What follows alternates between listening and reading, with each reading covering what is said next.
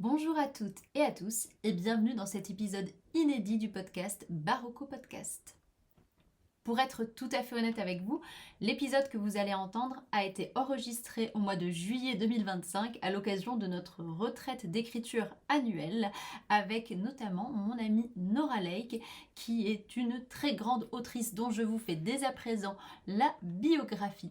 Nora Lake est une autrice française née à Oxford. Après le lycée, elle se tourne vers des études littéraires avant de faire un détour par le milieu funéraire en tant que maîtresse de cérémonie et agente de crémation. Fascinée par les univers gothiques et fantastiques depuis l'enfance, elle publie à 23 ans son premier roman intitulé Des cendres sur tes mains en 2022 aux éditions Hurlevent. Aujourd'hui professeure de français, elle écrit La nuit des romans ou La mélancolie à la part belle. Au niveau de ses actualités cette année, puisque l'année dernière, en 2025, venait de sortir Les silences de Mona chez Mnemos, mais entre-temps, Nora Lake a été prolifique puisqu'elle a publié à quatre mains avec Cécile Guillot aux éditions Mnemos, toujours en avril 26, L'été où je suis morte, qui est mon petit coup de cœur de l'été. Voilà, je vous fais la recommandation au passage. Et est paru sous son autre nom de plume, Nora Hall, chez Conséquence Éditions au mois de juin 2026, le roman De glycine et d'acier. Allez, je vous laisse avec notre entretien autour de son écriture des larmes de l'asphodèle, qui est une réécriture du mythe d'Orphée et d'Eurydice.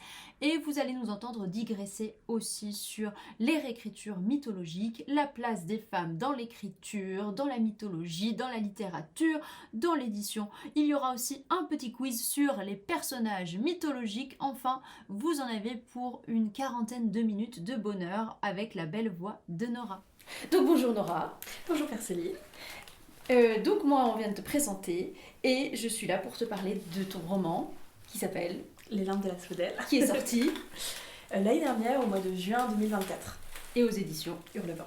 Tout à fait. Donc les éditions Hurlevent, si tu veux bien nous les présenter déjà, quel était ton contact avec eux, si tu avais déjà publié. Les éditions Hurlevent, c'est la première maison d'édition dans laquelle j'ai sorti mon premier roman. Donc j'avais signé avec les éditions de Chat Noir avant, mais mon premier roman est sorti chez les éditions Hurlevent pour raison de calendrier éditoriaux.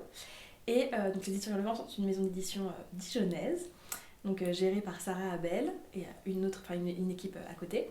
Et donc en fait je les ai rencontrés quand j'ai envoyé mon tout premier roman pendant leur appel à manuscrit. Je les connaissais pas du tout, enfin je connaissais Sarah par sa chaîne YouTube, mais je ne la connaissais pas personnellement. Donc quand le roman a été accepté, j'étais trop heureuse. Donc c'est Descendre sur tes mains qui est sorti en premier. Et en fait, ça s'est bien passé, du coup on a décidé de retravailler ensemble et donc on a travaillé sur les larmes de l'asphodèle.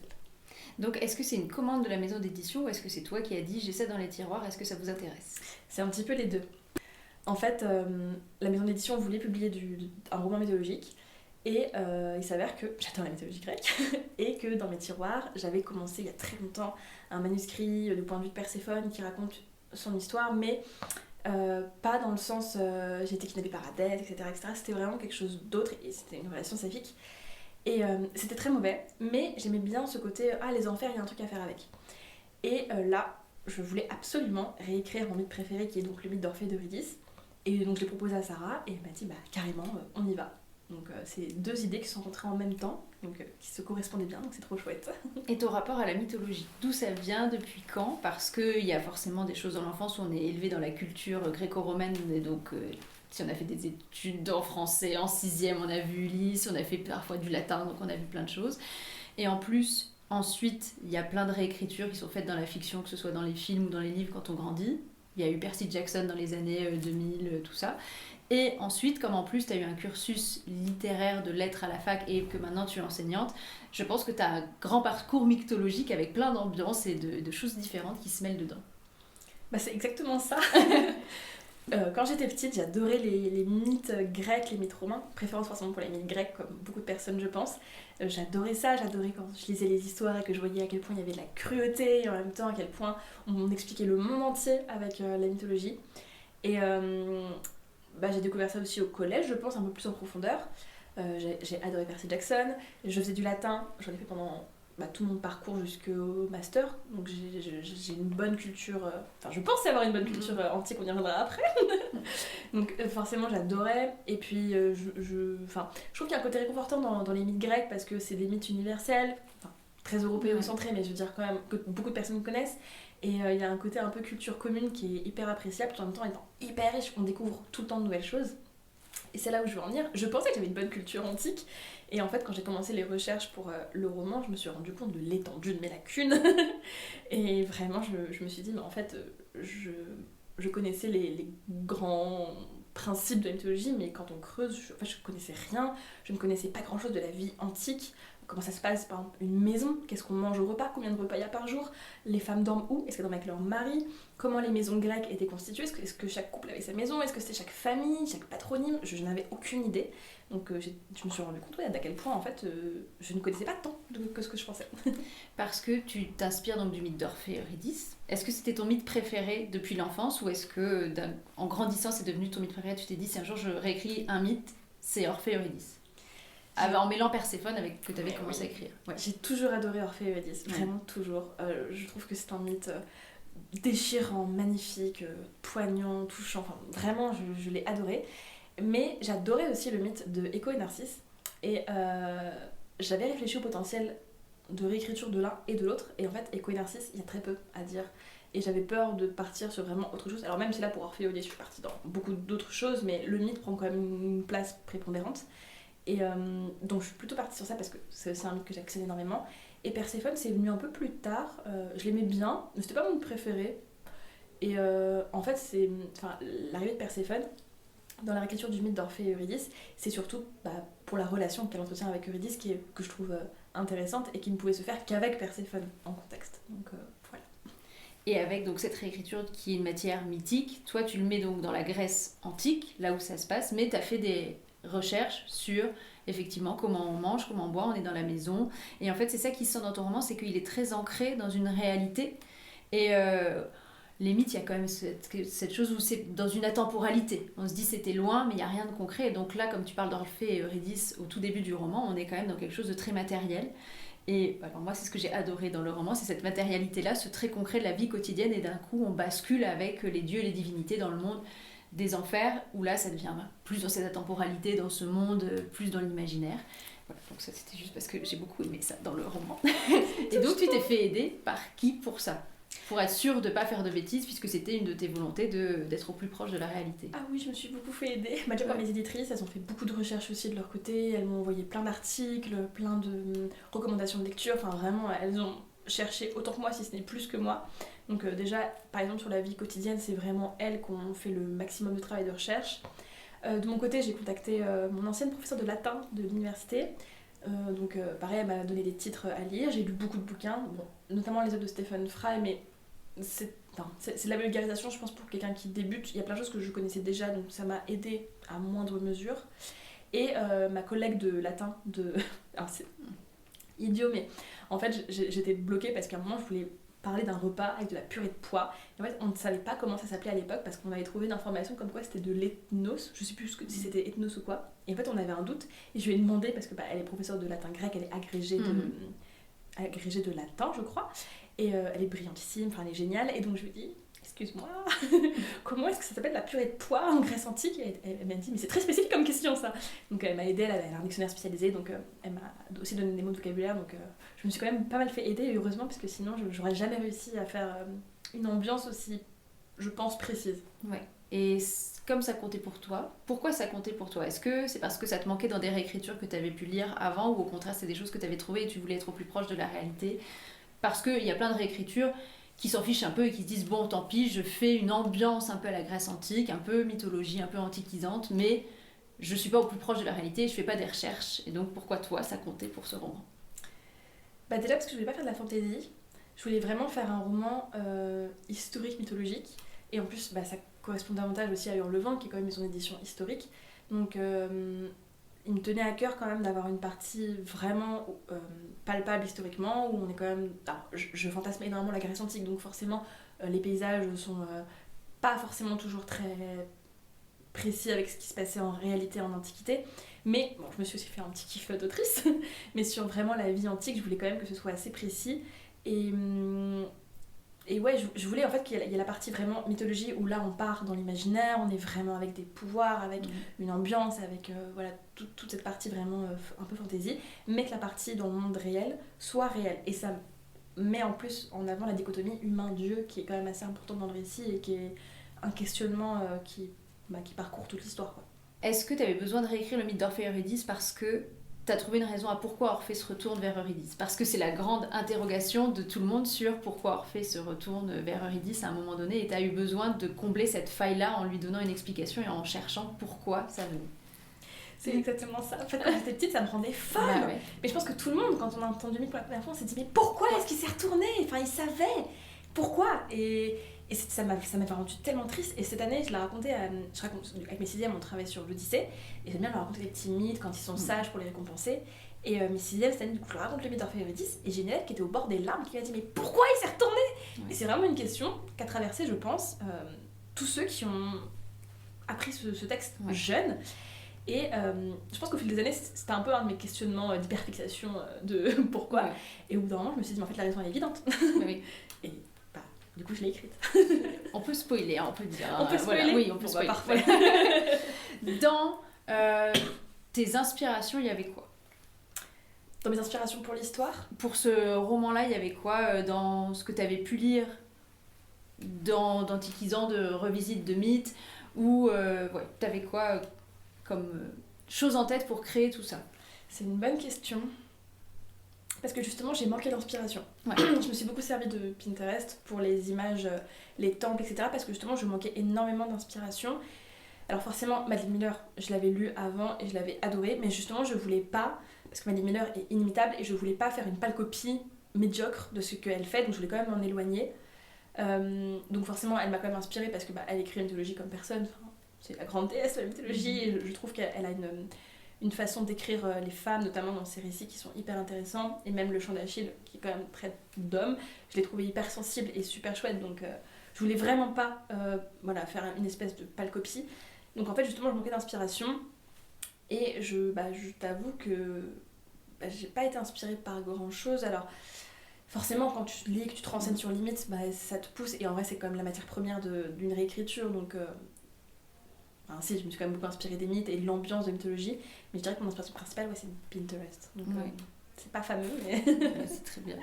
Et pourquoi, à ton avis, outre-Atlantique, on utilise beaucoup la matière de la mythologie gréco-romaine? Pourquoi ça a fait un boom? Pourquoi tout le monde en écrit? Et pourquoi il y a beaucoup de femmes qui s'en sont emparées pour dénoncer des thématiques féministes à travers les mythes? Que ce soit Margaret Atwood avec l'Odyssée de Pénélope qui revisite tout le retour d'Ulysse, où on se rend compte qu'en fait Pénélope elle n'était pas juste la bonne épouse à attendre pendant des années le retour de son mari, ou que ce soit Madeline Miller avec un personnage comme Circé aussi. Pourquoi il y a toutes ces autrices qui d'un coup écrivent ça, et pourquoi ça vient plutôt de l'outre-Atlantique alors que chez nous ça arrivait un petit peu plus tard? Moi j'ai l'impression, j'ai pas beaucoup lu d'autrices, j'en ai lu certaines qui avaient écrit, réécrit des mythes, mais c'est plus récent. C'est une excellente question. Alors, je suppose, j'en suis vraiment pas sûre, mais j'ai l'impression qu'il y a aussi le fait que les mythes grecs sont très européocentrés, donc forcément nous on est baignés dedans depuis très longtemps. Les États-Unis, je pense que ils sont un peu à court de mythes. Enfin, je veux dire, à part les mythes des personnes, par exemple les mythes aztèques, les mythes tout à fait des natifs, je pense qu'ils en manquent énormément, et que, mine de rien, ça reste un essor. Par exemple, je pense avec Percy Jackson qui a toujours marché, c'est quand même vieux Percy Jackson, et pourtant ça continue à avoir énormément de succès. Et je pense que, comme tu dis, couplé à ça, les questionnements les questionnements féministes, les questionnements d'identité, je pense que il y a eu une espèce d'iconographie, comme ça parle à tout le monde, que tout le monde connaît ces mythes, que même les Américains sont pas très cultivés de façon générale, et que quand on dit Circé, tout le monde voit à peu près qui c'est. Dans les grandes lignes à peu près. Quand on parle de Ulysse, globalement pareil, tout le monde voit, et je pense que c'est une façon pratique de raconter une histoire dans laquelle tout le monde se reconnaît, et de ne pas partir d'un anonyme auquel il faudrait s'attacher, etc. Et au contraire, Circé, on la connaît déjà, on connaît un peu son histoire, donc en fait on peut carrément s'en servir pour raconter de nouvelles choses à partir de ce qu'on connaît. Donc je pense que c'est une façon un peu ludique d'éduquer, mais en même temps je ne sais pas. Et comme je disais tout à l'heure, il y a aussi, je pense que l'humanité est en crise existentielle depuis quelques années, et qu'on cherche quand même à expliquer le monde beaucoup, à expliquer les contextes théologiques de façon générale. On cherche à expliquer pourquoi ceci, pourquoi l'eau, pourquoi le monde, pourquoi le viol, pourquoi ceci, pourquoi cela, et que la mythologie donne une forme de réponse. Alors on y croit, on n'y croit pas, chacun est libre bien évidemment, mais je pense que ça peut donner une réponse qui peut aider à mieux comprendre le monde, à mieux le cerner, à mieux s'y retrouver, à mieux trouver sa place, je suppose. Moi je suis d'accord avec toi, je pense qu'il y a quelque chose de culture commune où on part avec les mêmes cartes en main, et ensuite on peut revisiter et rajouter des choses dedans avec une focale différente par rapport au mythe et essayer d'apporter autre chose. Et il y a beaucoup de chercheuses et d'historiennes aujourd'hui et d'universitaires qui en fait reprennent les mythes, notamment des déesses ou des personnages féminins de la mythologie, et qui réexpliquent en quoi, comment, pourquoi les mythes ont été beaucoup réécrits par les hommes, pourquoi on a beaucoup les réécritures d'hommes qui nous ont hantés, que ce soit Ovide dès l'Antiquité, après qui reprend avec ses métamorphoses. Et après, là, les femmes aujourd'hui, elles reprennent ça, elles reprennent les mythes, mais en disant attention, de mon point de vue, en fait, on peut l'interpréter comme ça, avoir ce nouveau regard là-dessus. Et donc, toi, tu voulais avoir quel regard sur Orphée, Eurydice et Perséphone, Hadès? Parce que Perséphone, Hadès, ça fait quand même un gros boom ces dernières années, que ce soit en littérature, en bande dessinée, en comics. Et pourquoi Hadès et Perséphone, ça a fait ce gros boom-là, et toi, t'as pas du tout la même définition ou la même réécriture de ce mythe-là que tout ce qui peut exister avant. Donc c'était quoi tes chevaux de bataille en disant alors moi je vais réécrire la mythologie, mais c'est tel focal que je vais apporter dessus? C'est hyper intéressant parce que c'est des questions que je me suis pas forcément posées en fait à l'écriture, mais que je trouve géniales. Je voulais absolument raconter une histoire où les femmes seraient au centre, et dans Orphée et Eurydice, on glorifie Orphée, on salue son courage, on salue sa force, on salue sa sensibilité, mais Eurydice, elle est hyper effacée. Et je m'en suis rendu compte parce que sa fiche Wikipédia fait 3 lignes. Ouais. Alors que pourtant, les personnages mythologiques, en général, ils ont des tartines et des tartines. Et en fait, Eurydice, il n'y a rien. Et donc je me suis dit, mais c'est quoi sa voie? Qu'est-ce qu'elle a traversé? Parce que mine de rien, elle meurt, après son mari vient la chercher, en fait, elle retourne aux enfers, enfin, c'est horrible comme parcours. Et comment est-ce qu'elle a vécu ça? Donc pour moi, c'était évident que je voulais un point de vue Orphée-Eurydice. Au début, c'était prévu qu'il n'y ait que Orphée et Eurydice, et au final, on s'est rendu compte avec mon éditrice que peut-être ce serait un peu trop maigre, que Orphée justement serait mis trop en valeur par rapport à Eurydice, parce que Orphée va faire des batailles, il va traverser le monde pour retrouver sa femme. Eurydice, elle est aux enfers, donc ça l'a un peu bloqué. Et c'est là où arrivait le troisième point de vue, Perséphone. Et comme tout le monde, je pense, quand il y a eu le gros essor des réécritures de Perséphone, je pense que j'étais influencée aussi parce que c'était génial en fait de voir la réécriture de cette femme kidnappée qui au final n'a pas été kidnappée, qui est partie de son plein gré. Donc je voulais ça, mais je voulais quand même avoir une Perséphone qui est une déesse, qui est surpuissante, mais qui est quand même soumise à des anxiétés très humaines. C'est-à-dire trouver sa place en tant que femme de pouvoir, dans un monde d'hommes, dans un monde qui ne veut pas forcément d'elle, sa place avec sa mère aussi, parce que mine de rien, c'est une grosse part de l'histoire. Pourquoi est-ce que soit sa mère est aussi protectrice avec elle au point de la séparer de l'Olympe. De ce côté, pourquoi est-ce qu'elle a voulu partir de sa mère si on réécrit dans le sens que c'est pas un kidnapping mais une fuite. Donc tout ça, ça m'a intéressée énormément. Alors je pense que j'ai été assez classique dans ma réécriture. J'ai suivi, je pense, une ligne que beaucoup de personnes ont, mais que je trouve plutôt intéressante. Mais en même temps, je voulais quand même que Perséphone soit heureuse avec Hadès, et un mariage tout à fait heureux, mais que ce soit pas son grand amour. Voilà, et ça c'est aussi ce que j'ai adoré dans le roman, c'est parce que soit on glorifie Hadès, et en glorifiant le kidnapping et l'inceste aussi, parce que ça reste son nom, ou alors soit ça devient parfois un grand méchant et Perséphone elle est prisonnière, ou alors c'est Déméter qui est la grande méchante et Perséphone s'est enfuie. Et moi je trouve que tu as ça dans ton roman où ça devient très humain en fait, et c'est plus complexe et plus ambigu que ça, y compris chez les dieux. Et la relation entre Hadès et Perséphone, elle est très saine en fait. On sent qu'ils s'aiment, où il y a un respect, une tendresse, c'est un couple. Mais en fait, ça devient, au fur et à mesure de l'histoire, plus un couple qui règne ensemble, plutôt qu'un couple qui a des relations de couple et de vie familiale. Et t'as Perséphone qui, du coup, on sent qu'il y a eu une première transformation de la jeune fille de Corée à Perséphone, puisqu'elle est aux enfers, mais on sent que maintenant, Perséphone, elle va se trouver réellement grâce à l'humanité d'Eurydice. Merci beaucoup. Et c'est exactement ça. Je voulais vraiment faire exactement ça, qu'il y ait un couple respectueux l'un de l'autre, mais qui ne soit pas forcément amoureux. Et pourtant, c'est un couple qui marche, ils ne se séparent pas du tout dans le roman. Ils restent ensemble, ils restent mariés, ils règnent ensemble, ils sont alliés. Ouais. Mais effectivement, il n'y a pas cette passion que Perséphone va vivre avec Eurydice. Tout comme Eurydice a eu des jours heureux avec Orphée, elle l'aime beaucoup, mais c'est pas son grand amour non plus. Et c'était hyper important pour moi d'écrire aussi sur cette différenciation. Et l'idée que en fait on peut être très heureux avec quelqu'un sans que ce soit forcément ton grand amour. Et c'est pas pour autant que c'est pas un couple valable, juste peut-être que c'est pas ton grand amour. Après à toi de voir si tu veux rester avec ou pas, il n'y a pas de jugement. Et Perséphone pour le coup reste quand même avec Hadès, tout en éprouvant une passion infinie pour Eurydice. C'est ça, il n'y a pas de bon et de méchant en fait dans ton histoire, et ça c'est quelque chose qui est très agréable parce que c'est plus gris et c'est plus compliqué que ça, et dans l'humanité c'est de toute façon plus compliqué. Et pourquoi une réécriture saphique entre Eurydice et Perséphone? Parce qu'on ne se l'imagine pas, et très souvent, en fait, quand on regarde un peu les mythes, c'est les hommes parlent entre eux, mais il y a des femmes qui sont là, mais elles ne se parlent pas forcément, ou alors c'est en antagonistes les unes des autres, comme Psyché avec Aphrodite, qui vont s'affronter. Et là, toi, on n'est pas dans cet affrontement-là, et les femmes dialoguent beaucoup entre elles. Il n'y a pas que Eurydice et Perséphone, tu as d'autres personnages qui vont intervenir de femmes, que ce soit au tout début du récit, là où grandit Eurydice, ou que ce soit dans les enfers, les femmes sont aussi reprennent la parole dans ton roman. Ah oui, ça c'était hyper important. Après, de toute façon, je pense que ça c'est un peu l'essor de la réécriture féministe mythologique aujourd'hui. Les femmes ont une voix qui porte plus que celle des hommes, enfin. Donc ça c'était primordial pour moi. Puis de toute façon, encore une fois, au-delà de ça, Hurlevent c'est pareil, c'est une maison d'édition qui laisse énormément de place à la voix des femmes dans l'histoire.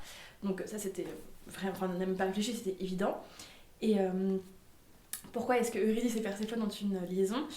Déjà, dès le début, en fait, Perséphone est saphique, puisqu'on comprend qu'elle a eu une liaison avec Manté. Et justement, je n'aimais pas la question de la rivalité féminine, je voulais pas de ça, et je voulais qu'en fait, justement, ce soit Perséphone qui soit trahie, non pas parce que Manté cherche à séduire son mari, mais parce qu'en fait, Manté est amoureuse de quelqu'un d'autre qu'elle-même. Donc, pour moi, Perséphone, en fait, elle a toujours été très ambiguë, même dans la mythologie, je la trouve très ambiguë comme femme, enfin, pour moi, elle n'est pas hétéro. Et en fait, justement, je me suis dit, quand encore une fois, on pensait le roman sur la réécriture de Orphée et Eurydice, pourquoi est-ce que Orphée se retourne? Et je me suis dit, mais en fait, Eurydice avait forcément une bonne raison de rester aux enfers. Et quelle meilleure raison que l'amour? Oui. Et donc, quand je me suis dit, mais en fait, Eurydice est forcément tombée amoureuse aux enfers, en fait, Perséphone elle arrivait tout de suite. Parce que je me suis dit, mais ce sont deux femmes, quand même esselées, heureuses dans leur mariage, mais pas passionnées. Bien sûr qu'elles vont se trouver. Et j'aime bien parce que tu as dit Perséphone, pour moi elle n'est pas hétéro, même dans l'Antiquité tu vois ça dans les mythes. Et est-ce qu'en fait dans les mythes, ils ne sont pas hétéros? Moi j'ai l'impression à chaque fois, et tu le réécris aussi avec Orphée qui a une relation avec Jason. Et en fait, j'ai l'impression que dans l'Antiquité, alors on sait que les Grecs, ils n'avaient pas la même sexualité, le même rapport à l'homosexualité que nous, surtout entre hommes.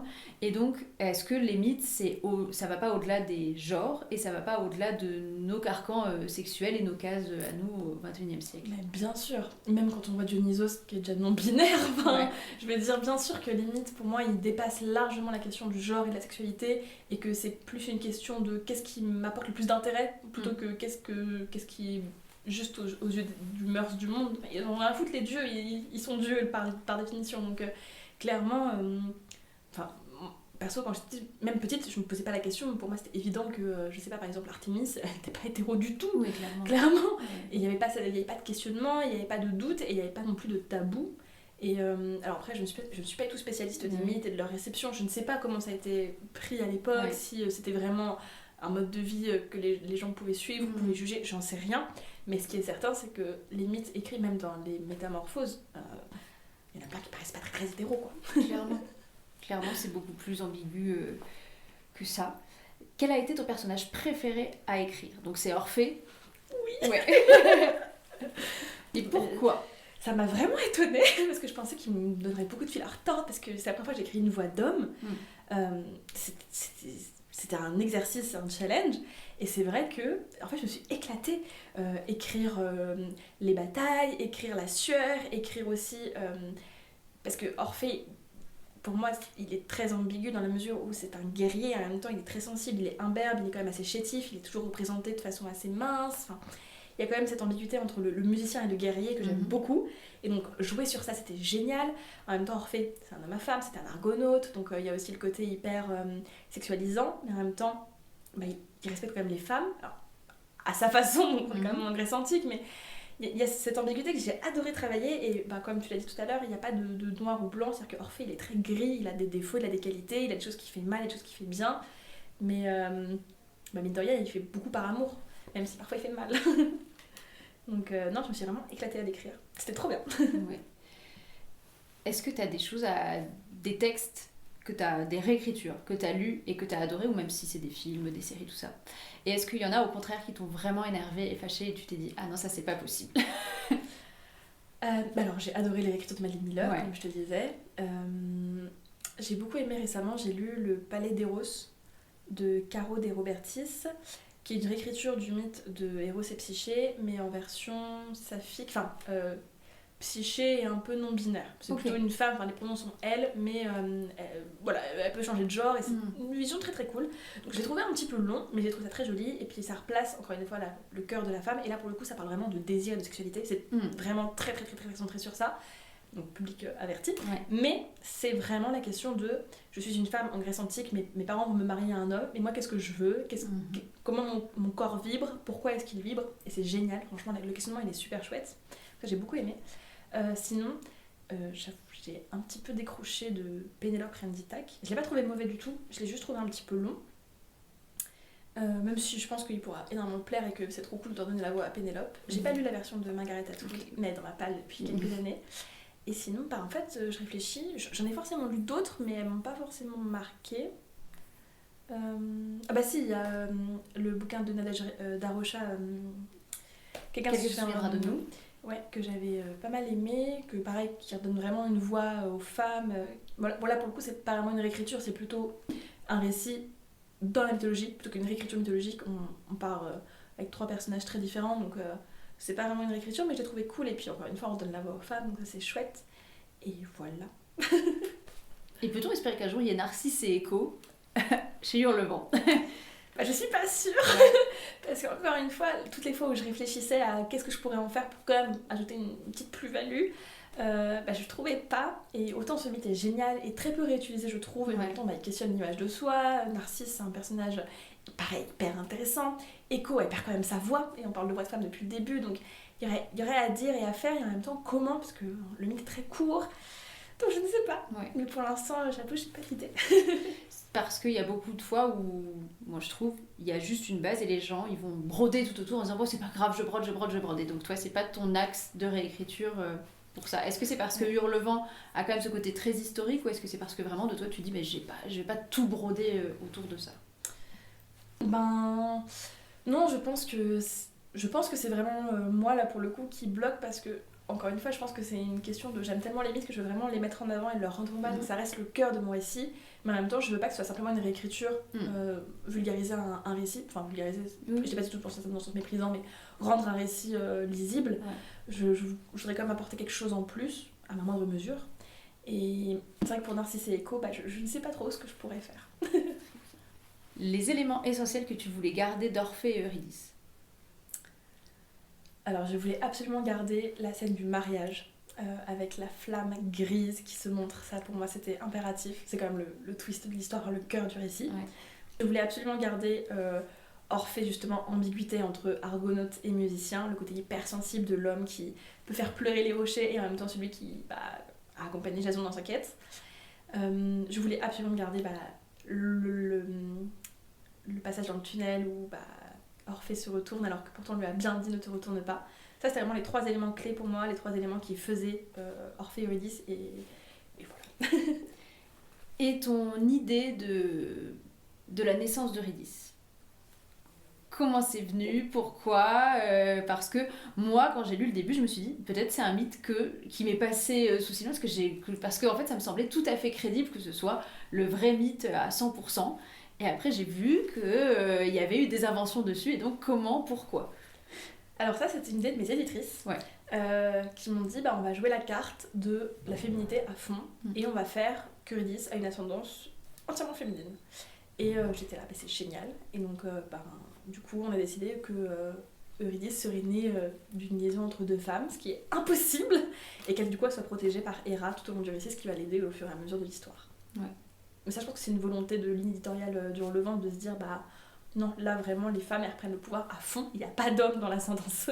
Après c'est pas grave, c'est une nymphe déesse, donc à partir les dieux ils font un petit peu ce qu'ils veulent quoi. Quand absolument. On sait que Dionysos il est de la cuisse, Athéna de la tête, enfin voilà, il y a plein de choses où... Totalement, mais c'est ça qui est trop chouette aussi, c'est la grande liberté qu'on peut avoir dans les mythes, de garder une base en même temps, comme tu disais après, de broder autour et de vraiment s'éclater, de se dire en fait là je peux tout faire, je pourrais écrire le monde si je veux, c'est génial.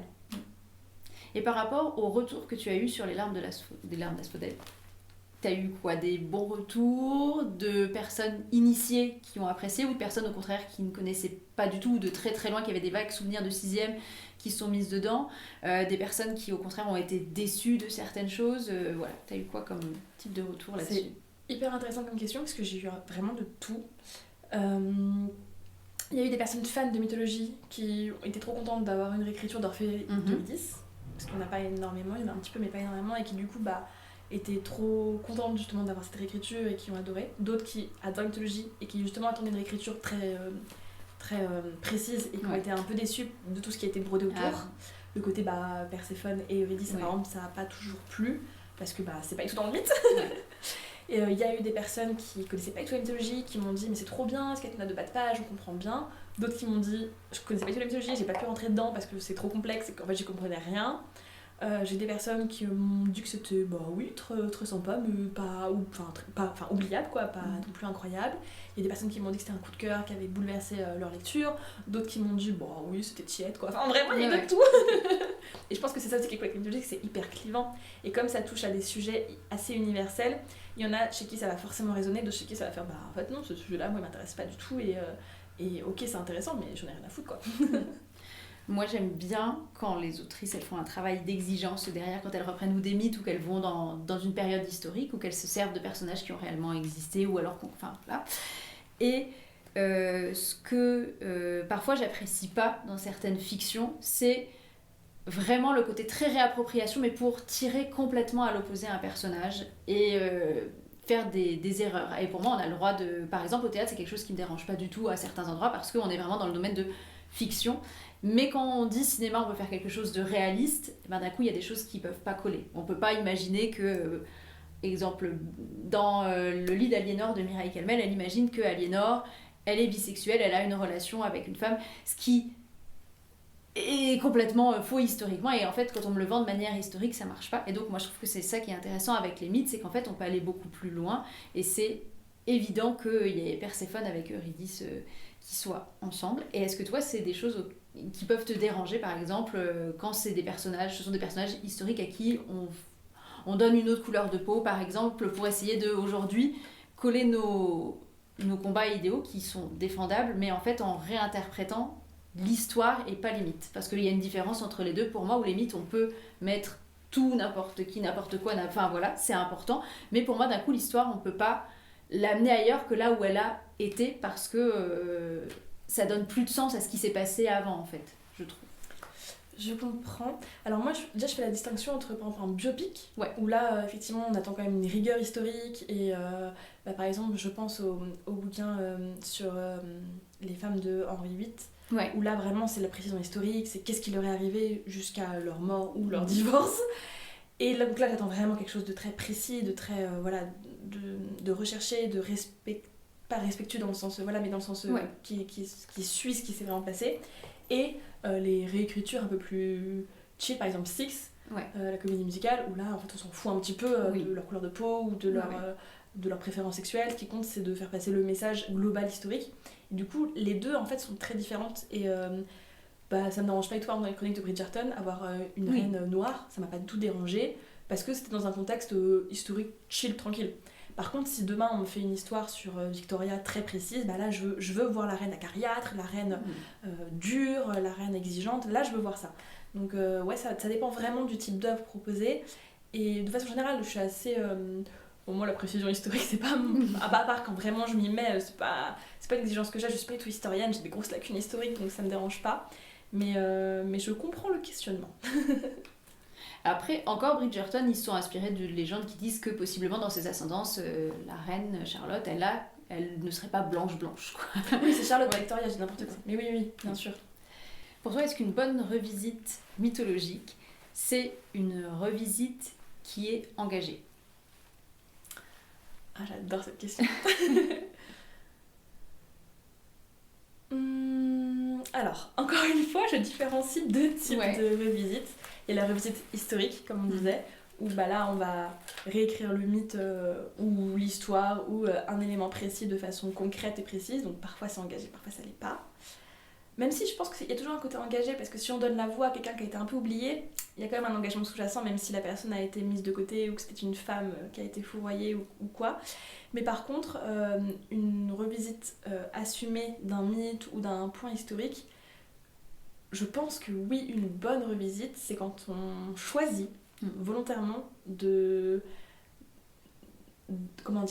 la voix de quelqu'un qui a été mis de côté ou d'une minorité ou ouais, je pense que oui. Enfin, de mes goûts à moi, quand, par exemple, même une visite de conte, quand je relis une visite de conte, j'aime que la princesse prenne enfin la place principale au sens propre. Et que ce soit pas juste la princesse qui se fait sauver, mais qui se sauve elle-même, qui fait son histoire, etc. Donc ouais, je pense que oui. Parce que moi j'ai beaucoup lu de revisites pour préparer ce podcast, et notamment il y en a beaucoup sur la guerre de Troie.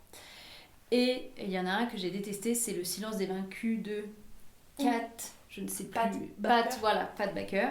Et je ne l'ai pas du tout aimé parce que j'ai trouvé que c'était pas engagé, ou c'était du faussement engagé. Tu l'as lu? Okay. Et toi t'as aimé?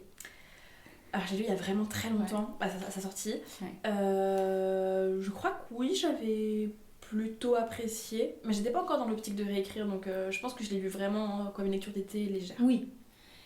Et moi ce qui me plaît pas là-dedans, c'est très souvent, on prend un personnage féminin pour lui donner la parole, mais le personnage féminin, là pour le coup, elle reste 100% amoureuse d'Achille. Et Achille, c'est un peu le bad boy, mais ça reste le héros. Et il a des défauts, mais au contraire, c'est trop bien qu'il ait ces défauts-là. Et ce qui n'est pas du tout le cas avec ce que tu as fait de Orphée, puisque tu l'as humanisé pour un héros. Et dans d'autres réécritures de la guerre de Troie, il y a des choses qui sont beaucoup plus sensibles du point de vue en fait des femmes qu'on met pas forcément en avant dans la réécriture de Troie, avec notamment Clytemnestre qui attend Agamemnon qui revient et qui a dû sacrifier leur fille pour partir et tout ça. Enfin moi c'est quelque chose. Est-ce que toi t'as des réécritures comme ça, des choses Alors c'est clair que la réécriture de Clytemnestre, il y a le roman de Jennifer Saint. Ok. Alors perso je l'ai pas lu et je crois que je me demande s'il est déjà sorti ou pas encore, mais qui parle exactement de ça et j'adore. Et pour le coup de Jennifer Saint, j'avais lu sa réécriture de Ariane, Ouais. que j'avais trouvé sympa, et qui redonne la parole justement à ces femmes oubliées. Donc il y a Ariane, elle a fait aussi purée, qu'est-ce qu'elle a fait, elle en a fait 3 pour l'instant. 4, Hera je crois aussi, ou qui va sortir, je ne sais plus trop, mais en tout cas elle fait ce choix de parler de ces femmes qu'on oublie un petit peu ou qui sont souvent femmes d'eux, et c'est trop intéressant, complètement. Petit quiz pour terminer, c'est tu choisis tel personnage ou tel autre personnage. J'adore. Par rapport à la réécriture, enfin pas à ta réécriture mais dans les mythes. Alors, plutôt Ulysse ou Achille? Achille. Pourquoi? Déjà parce que Patrocle. D'accord, ok, très bien. Plutôt Sirène ou Amazone? Sirène. Pourquoi? Cruelle. Et les Amazones, elles sont pas cruelles? Elles sont justes. Intéressant. Je réfléchis du coup. Ah oui, d'accord. Oui, c'est vrai, j'ai jamais vu les Amazones comme ça. Tu es plutôt Perséphone ou Artémis? Artémis. Ah, pourquoi? Parce que Perséphone, c'est bon, je la connais par cœur maintenant, Ok. donc quelqu'un d'autre. Très bien. Artémis ou Athéna? Artémis. Ok.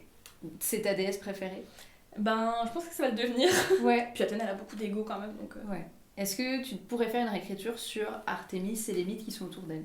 J'avoue, j'y avais jamais pensé, mais oui. Vraiment, il y a tellement de choses. Ah mais oui. Tellement oublié cette femme aussi, Clairement. cette déesse. Donc, ouais, Artémis, ça me chaufferait bien. En plus avec la relation avec Apollon, son frère, enfin moi je Tellement. trouve que la relation des deux jumeaux elle est incroyable parce qu'ils ont tous les deux à la fois des amants et des amantes dans tous les cas. Enfin voilà, moi j'adore. Tellement, je suis tellement d'accord. Le reflet entre les deux. Hermès ou Apollon? Apollon. Parce qu'il est tellement dramatique. J'adore. Tous ces amants, toutes ces amantes, moi ça m'a régalé toute mon enfance. Olympienne ou Titan? Olympienne. Ouais, les titans, ils font un peu peur quand même. Ok. Olympienne ou mortelle? Olympienne. Ok. Quitte à être dans le ciel, Très bien. autant avoir tous les pouvoirs du monde. Thésée ou Jason? Ah, Jason. Ouais. Cruel, mais peut-être un peu moins de Thésée quand même. Médée ou Circé? Médée. Parce que... Quels ovaires. D'autres? Là j'ai un peu fait toute ma liste. Hadès ou Zeus? Hadès.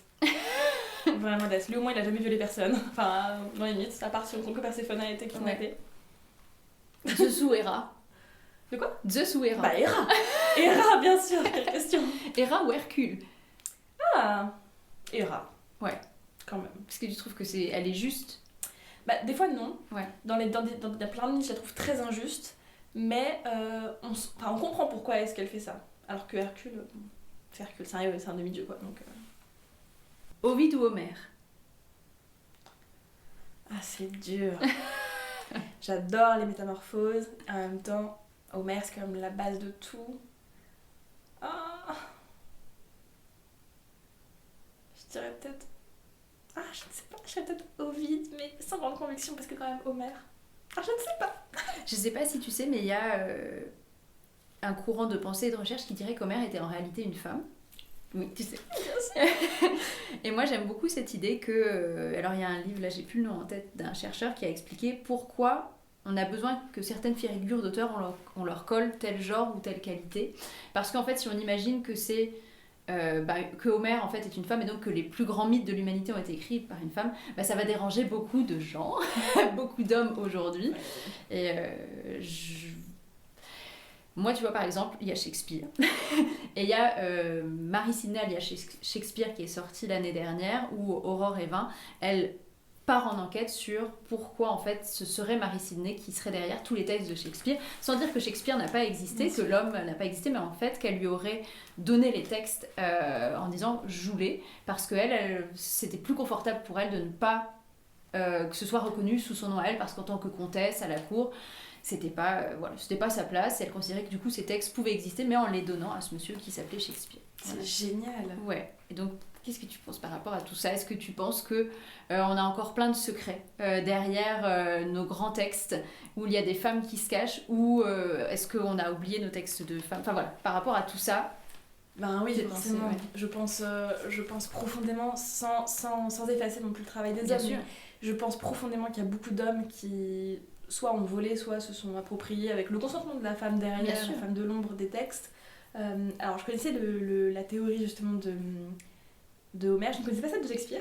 Et c'est vrai que je trouve ça génial de réinterroger, parce que Shakespeare, maintenant quand on y pense, Songe d'une nuit d'été, pour moi ça ne peut pas être écrit par un homme. c'est tellement féminin dans l'approche. Alors, si c'est écrit par un homme, j'adore, mais écrit par une femme, ça me semble tellement cohérent. Alors après, encore une fois, je n'en ai aucune idée, mais c'est vrai que j'adore cette idée, et je pense bien sûr que de toute façon, Titou Lecoq l'avait très bien expliqué, à quel point on avait de toute façon invisibilisé toutes nos femmes de l'histoire, et ça me rend trop triste, parce que dans l'Antiquité grecque, bien sûr que plein de femmes ont participé au mythe, et où sont-elles ces femmes ? On n'en a pas, on n'a que des hommes, et ça me rend super triste forcément, parce que la culture n'a pas été faite que par les hommes, on le sait. Et tu voudrais lire une réécriture de quel mythe ? Pas l'écrire, mais toi, il te manque quel mythe où tu dis là j'aimerais une réécriture de tel mythe ? Artémis et Apollon, j'avoue, j'adorerais. Alors, je m'étais déjà fait une réflexion sur Perséphone avant toute la mode. Quand Madeline Miller avait annoncé qu'elle écrivait une réécriture de Perséphone, j'étais aux anges. Bon, elle est jamais sortie.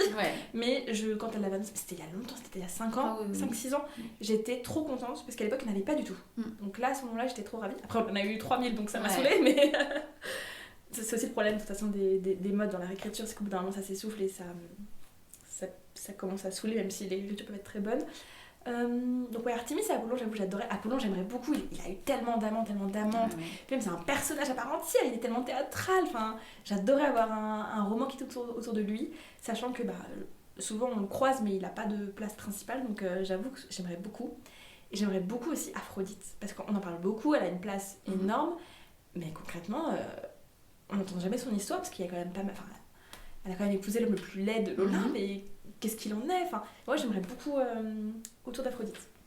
Par rapport à Aphrodite, moi j'adore le mythe d'Adonis entre Perséphone et Aphrodite, et moi j'adorerais lire quelque chose là-dessus. Tellement.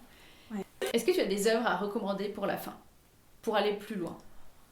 Toutes les qu'on a citées me semble être...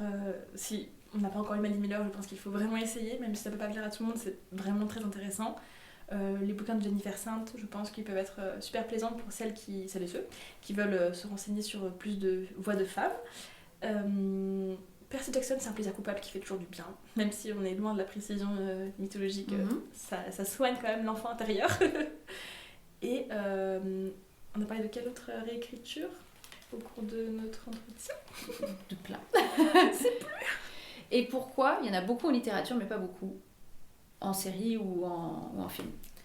C'est une très bonne question. Il y en a, mais 3 avec Brad Pitt, Orlando Bloom, voilà, mais pas... Et encore, dans ce film-là, Patrocle, ça devient le cousin d'Achille, et donc, voilà. Bien sûr. Moi, je pense déjà qu'il n'y a pas assez de réalisatrices. Bien sûr. Et puis je pense qu'il y a malheureusement beaucoup de films d'introspection féminine qui ne marchent pas et du coup on prend pas le risque de, ce qui est très dommage. Mais je pense que dans les prochaines années on en aura plus de films de mythologie parce que ça prend tellement de place. Tu l'as dit, Outre-Atlantique, ça prend une place énorme. J'ai adoré quand t'as dit en fonction de la focalisation, on peut changer tellement un biais d'histoire. Je pense que ça va être totalement réutilisé. Et déjà là on voit avec la nouvelle série Percy Jackson qui a été refaite. Donc je pense quand même que dans les prochaines années on aura plus de films et de séries sur ce sujet. Je trouve que là la mode ça devient à revisiter quoi dans l'histoire ou dans les mythes? J'ai l'impression qu'il y a une... Alors, j'ai l'impression, c'est biaisé, mais j'ai l'impression qu'il y a un petit peu une mode de la revisite des contes en version très sombre. Ça fait quelques années. Je pense que les contes interdits ne sont pas pour rien. On aime bien le côté horrifique des contes. Et puis là, l'horreur commence à revenir en France, vraiment. Donc je pense qu'on va avoir... On va avoir davantage encore de réécriture un peu sombre, du Diable Rouge, de La Belle au Bois dormant, tout ça, d'une version un peu horrifique, un peu gore, peut-être féministe aussi d'ailleurs. Mais, et pourtant, on l'avait eu avec Angela Carter il y a quelques années, ça s'est essoufflé, là ça revient, donc pareil, je pense qu'Anthologie sera la même chose. Et je pense aussi qu'on a une bonne réécriture là actuellement des grandes figures historiques. Par exemple, je sais pas, Marie-Antoinette. En ce moment, on a une mode un peu sur elle qui est hyper intéressante. J'ai l'impression que on a une réécriture un peu des grands personnages historiques et des contes en version sombre. Quand tu écris des choses contemporaines, qu'est-ce que tu vas puiser dans la mythologie et dans les mythes? Je puise énormément. Dans tout ce que j'écris, il y a tellement de références, pour le coup, aux mythes bibliques aussi. Beaucoup, parce qu'on en a pas assez parlé, mais les mythes bibliques, il y a du ressort aussi. Même si c'est je pense, plus difficile à toucher, parce que là, on touche quand même à une croyance qui existe encore, alors que la mythologie grecque, il y en a un petit peu, mais beaucoup moins. Donc les mythes bibliques m'inspirent énormément, je fais toujours énormément de références, et puis les grands mythes grecs m'inspirent au quotidien quand j'écris du contemporain, quand j'écris même un peu d'historique du 19e, etc. Ça prend une place énorme, il y a toujours des comparaisons, il y a toujours une ambiance. Enfin, je sais que s'il n'y a pas une référence antique, je me tue dans un roman. Donc, Et ben on va terminer là-dessus, c'est parfait. Merci beaucoup Nora. Cet épisode est à présent terminé. Merci de nous avoir écoutés. N'hésitez pas à soutenir le podcast en vous abonnant. Vous pouvez également vous abonner à la chaîne YouTube Barocco Lecture et Podcast. Vous pouvez me soutenir sur Ko-fi ou bien sur Patreon pour suivre mes aventures tous les mois sous forme de vlog. À très vite.